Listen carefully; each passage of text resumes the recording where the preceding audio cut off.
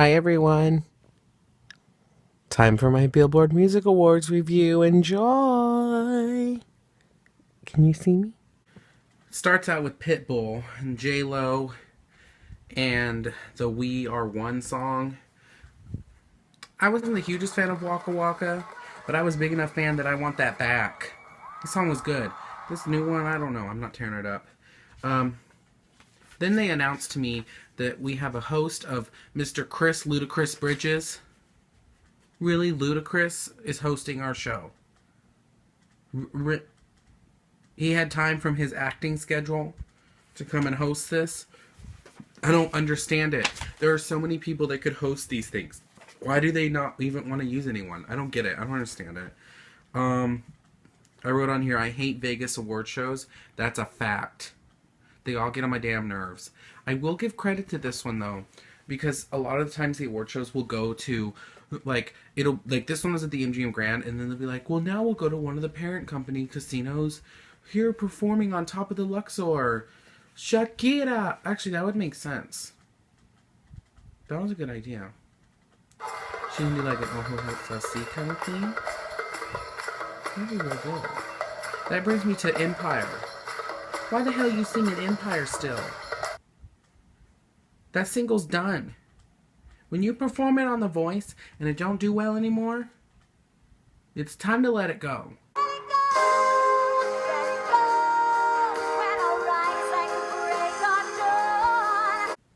A lot of artists just keep trying to push these songs. Let them go. I ain't hating on her album, though. That album's good. Another thing is she just released a video for Dare, La La La, and I've already talked about how much that is my jam. Why are you not performing that? That would have been a hit. It's summer. We gotta start thinking about summer. I don't need Empire. Speaking of songs that need to die, Ryan Tedder, One Republic. Why are we singing Counting Stars still? Let me know. Because, really?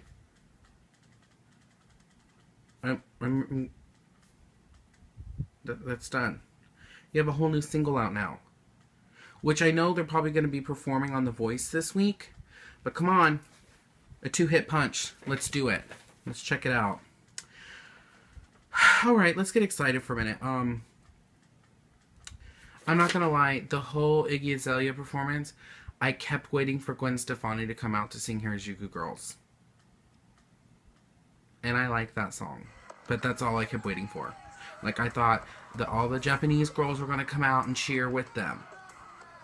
Now, I know it's not, like, the most original idea, or, like, that Gwen had or anything. Like, it's not like, I mean, it was unique with, you know, they had the Harajuku Girls involved as well. It was different. But come on, it was too much like it. And I understand that the music video is, like, Clueless, but this was, no. You know what else, though? I love the Problem song. It's so good. But why are we going back to the 60s style? Why are we doing that? I'm talking about Ariana Grande. Ariana Grande comes out and sings Problem. And that song's really good, but she needs to work on her dancing. I'm not lying. I'm not trying to be rude. But that section, I've danced more to that part, to the chorus of the song in my car than she has this entire time. Like, this, I'm ready for a better dance for it or something. She's got to get more into it. And, you know, I'm actually going to, I'm going off on the thing. And the point of that being is that her voice is fantastic. She can sing really well. But here's where I have a problem.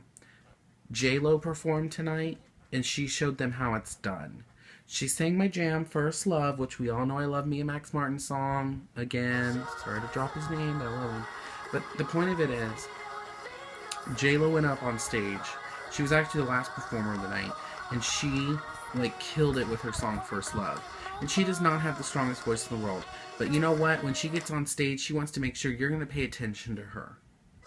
And I did. I paid attention the whole time. And honestly, like, if I didn't write down the Ariana Grande thing on here, I would have forgotten about it and I wouldn't have even talked about it. But I did because I was frustrated. Just, I don't know, there's something missing. Still, she has the #1 song, and the song is so good. I love the song. I jam to it. When I go to the clubs, I'm going to jam to it too. But sister girl, you gotta calm down. Learn something new. Start watching some J-Lo performances and see how it's done. And I'm not trying to say something, but if you want to act like you're the new Mariah Carey, then you best watch some Mariah Carey performances and see how she did it, okay? Young Mariah. How do you feel about those comparisons? First of all, I'm still young because I discount numbers. Numerically speaking, Okay. I stopped counting at 17, so I don't know. But I wish everybody all the best of luck. And if this is a career path they choose, hope that they can achieve one. 5 Seconds of Summer. You know what? It's not smart to put how long your fame is in the title of your group. Also, a Misfits shirt. You don't know nothing about Danzig? Take that shirt off, little Australian boy. Hold on, I gotta interrupt this for a second. 5 Seconds of Summer, I hate to break the news to you, but your little American Apparel underwear song, I already heard that song. It was called Summer Girls by LFO, and they were name dropping some Abercrombie and Fitch. So you know what? I'm gonna need you to go ahead and take your song back to Australia and out of my face. Miranda Lambert and Carrie Underwood sang their new song. It's called Something Bad. And it's bad to me. The whole time I was hearing it, I heard that, what's her name? Grace Potter. That Paris Ooh La La song. The whole time I was like, there's this little part that they both sing, and it sounds exactly like, if I wasn't dun dun dun dun dun dun dun. It sounds exactly like that's the idea of this song. I wasn't a fan of it, and it's weird because I like Carrie Underwood and I really like Miranda Lambert, but it almost seemed like they were trying too hard to make this happen, like a moment, and it didn't happen. So, Lorde performed. I fell asleep. Yeah, I want to talk about one more thing. I've watched award shows, obviously, for years and years. I'm a professional at award show watching. It sounds crazy, but I really am. Some of my favorite things, like, I can go back to award show performances in my head all the time. Love them. But this one was weird because it went to do that via satellite performance. I always hate those. They're always weird. It's always a tour that we've seen or a tour that's something different. But this year, they got it right. Katy Perry's in the middle of the Prism tour, and I haven't really looked up videos or anything of it. I think it'll be a good tour, but it's in England first before it comes to America. And so no one's really seen it. And so she performed her new single, Birthday, and I have to say I was really enjoying it. And mainly because I was like, wow, this is exactly what she does on the tour. This is really fun. This is really cool. Awesome. I love it.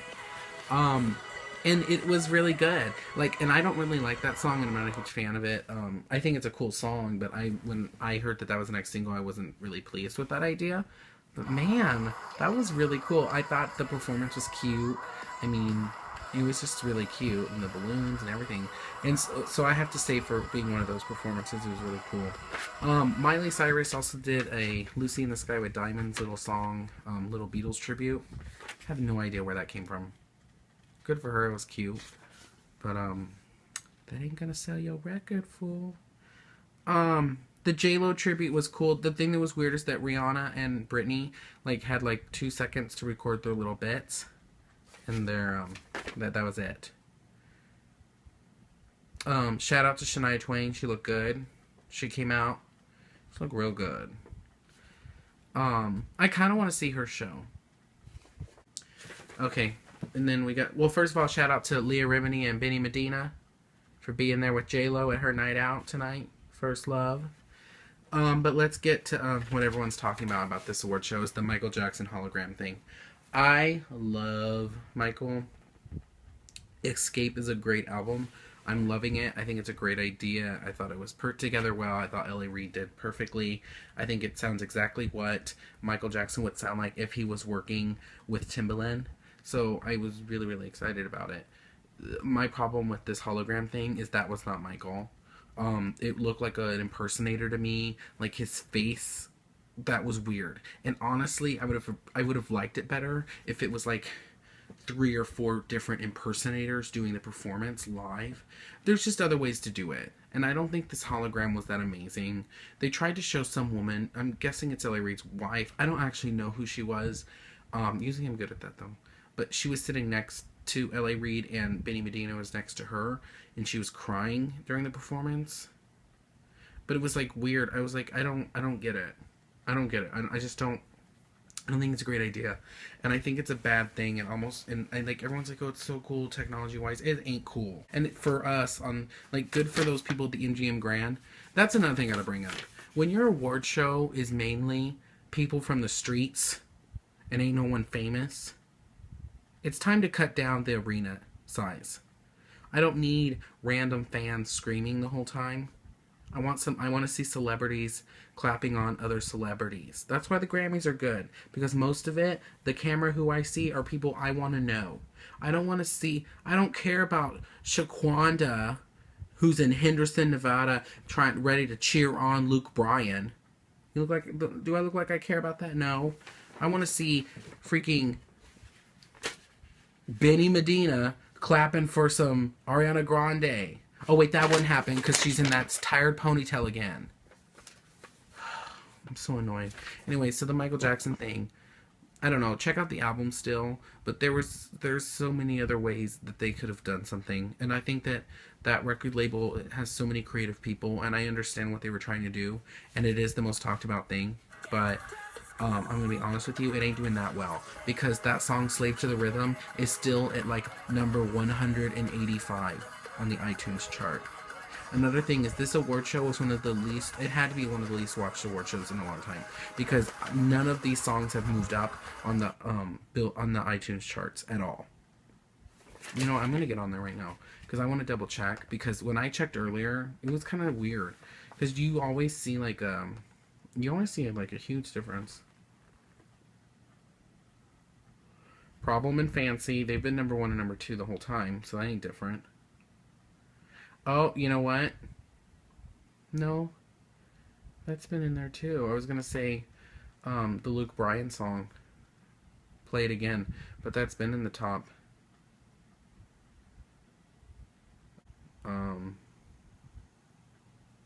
Here it is. First Love. 125.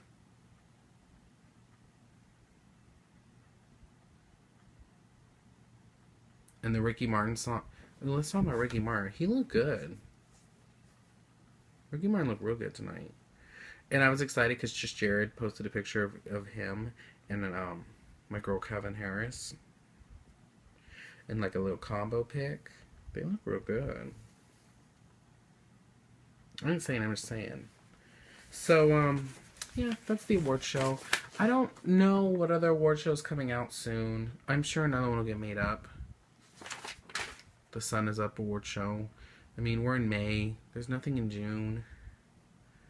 I think the next one is like the Teen Choice Awards, and I haven't watched those since Christina Aguilera performed on them, singing Genie in a Bottle. So I won't be watching them now. Okay. Oh, here's that Lucy in the Sky with Diamonds. The Flaming Lips. Moby's in that? That's at 137. Cool. Thank you guys, and hope you have a good night, and hopefully I do something fun this week. We'll see. The week is young. Ooh, that's a weird quote. The week is young. W-E-A-K. Okay, bye.